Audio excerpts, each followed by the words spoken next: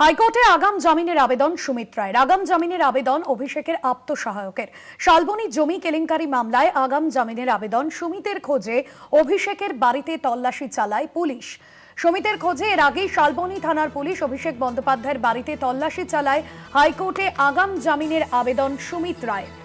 আগাম জামিনের আবেদন অভিষেকের আত্মসহায়কের।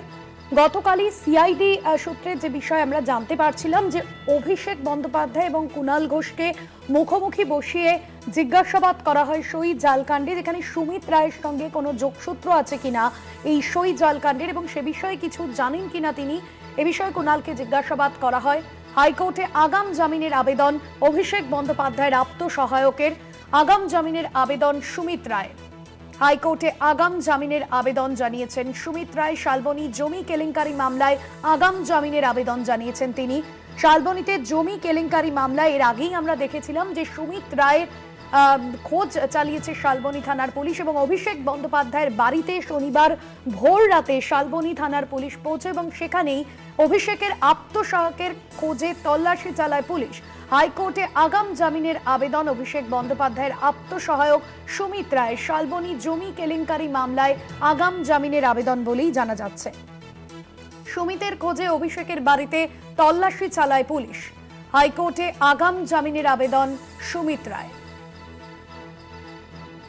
পীযূষ কান্তি নাগ রয়েছেন ফোন লাইনে। পীযূষ কান্তি, হাইকোর্টে আগাম জামিনের আবেদন সুমিত রায়ের, কি জানিয়েছেন তিনি, হাইকোর্টে কি আবেদন করেছেন? দেখো, তুমি জানো যে শালবনী থানার একটি মামলায় সুমিত রায়ের খোঁজে পুলিশ কিন্তু তল্লাশি চালাচ্ছে। অস্ট্রিয়া তৃণমূল কংগ্রেসের সাধারণ সম্পাদক অভিষেক বন্দ্যোপাধ্যায়ের আত্মসহায়ক এই সুমিত রায়, তার খোঁজে তল্লাশি চলছে। সেই মামলাতে গ্রেপ্তারির আশঙ্কায় সুমিত রায় কলকাতা হাইকোর্টের দ্বারস্থ হলেন। বিচারপতি জয় সেনগুপ্তর দৃষ্টি আকর্ষণ করে তার আইনজীবী সব্যসাচী বন্দ্যোপাধ্যায় মামলা দায়েরের অনুমতি চান এবং দ্রুত শুনানির আবেদন জানান। বিচারপতি জয় সেনগুপ্ত মামলা দায়েরের অনুমতি দিয়েছেন। মামলা দায়েরের পরই চলতি সপ্তাহে এই মামলার আগাম জামিন মামলার শুনানির সম্ভাবনা রয়েছে।